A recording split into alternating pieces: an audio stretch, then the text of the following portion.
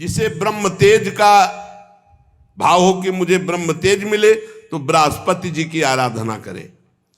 जिसे इंद्रियों की विशेष शक्ति की कामना हो वो इंद्र देवता की आराधना करे। जिसे पुत्र प्राप्ति की चाह हो कि हमारे लड़का हो जाए तो प्रजापतियों की उपासना करे।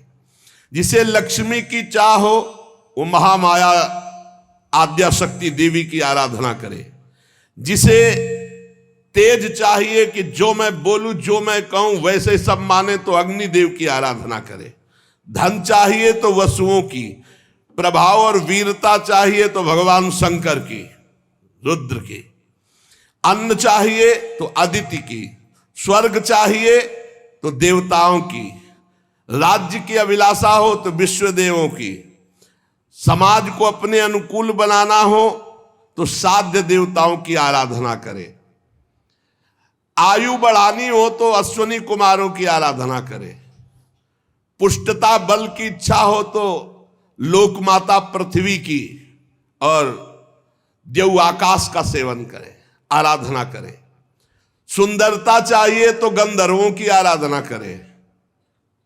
पत्नी चाहिए तो उर्वशी की आराधना करे।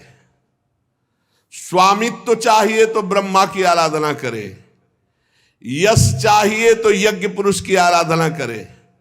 रुपया पैसा खजाना चाहिए तो वरुण देव की आराधना करे। और विशुद्ध विद्या चाहिए तो आद्य गुरु भगवान शंकर की आराधना करे। पति पत्नी में सदैव प्रेम बना रहे इसके लिए पार्वती जी की आराधना करे। धर्म उपार्जन के लिए भगवान विष्णु की आराधना करे। वंश परंपरा चलती रहे इसके लिए पितरों की आराधना करे। हमारा वंश सुरक्षित रहे इसके लिए यक्षों की आराधना करे। बलवान वंशज हो इसलिए मरुदगरुण की आराधना करे। राज्य चाहिए तो मनवंतरों के अधिपति देवताओं की। किसी को अगर नुकसान पहुंचाना है अविचार तो नैऋत्य की।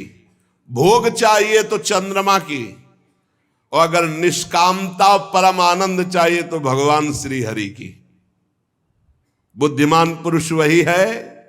अकामः सर्व कामो वा मोक्ष काम उदारधीः तीव्रेण भक्ति योगेन यजेत पुरुषम परम।